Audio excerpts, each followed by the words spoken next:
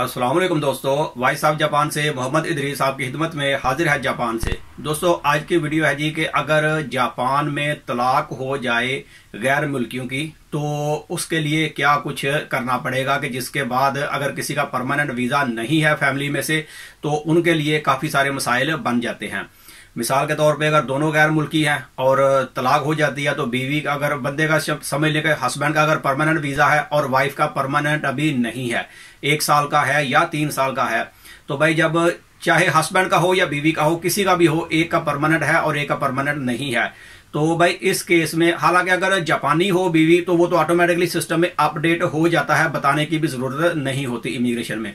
लेकिन अगर दोनों गैर मुल्की हो तो भाई इसमें 90 दिन के अंदर अंदर इमिग्रेशन वालों को बताना जरूरी होता है कि जी हमारी तलाक हो गई या जो भी डॉक्यूमेंट्स वगैरह है इस्लामी तरीके से भी, तो वो वहां पर दिखाना या बताना ये जरूरी होता है 90 दिन के अंदर अंदर। और अगर इसका नुकसान क्या होता है अगर ना बताया जाए तो भाई जो मेरे सामने एक दोस्त का इस तरह से वाकया हुआ है तो उसकी वजह से ये हुआ कि जो 90 दिन का टाइम जब गुजर गया तो उस लड़की को वीजा जो है वो दोबारा मिला नहीं। फिर अगर वो वर्किंग वीजा भी अप्लाई करते हैं तो उन्होंने कहा जी आपने जब तलाक अगर आपकी हो गई है तो आपने 90 दिन के अंदर अंदर हमें बताया नहीं है, जिसकी वजह से आपको जापान में रहते हुए वीजा आपका दूसरा जो है वो नहीं मिल सकता। अब आपको ये कंट्री से जाना पड़ेगा और उसके बाद आपका वीजा अप्लाई होगा, तो फिर देखेंगे क्या होगा।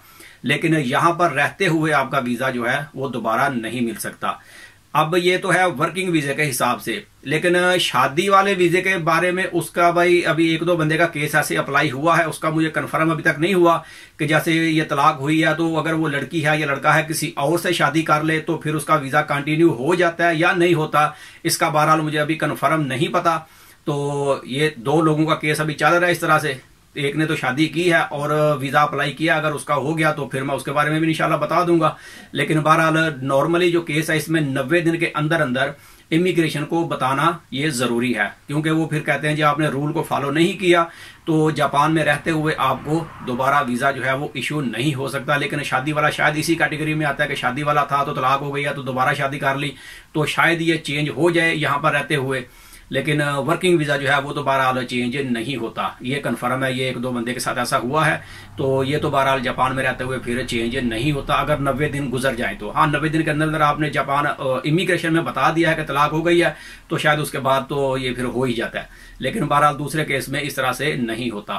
तो ये वीडियो बस यहीं तक थी। वीडियो अच्छी लगे तो उसे लाइक कर दे। मिलते हैं किसी अगली वीडियो में, तब तक अपना बहुत ख्याल रखें। पाकिस्तान जिंदाबाद।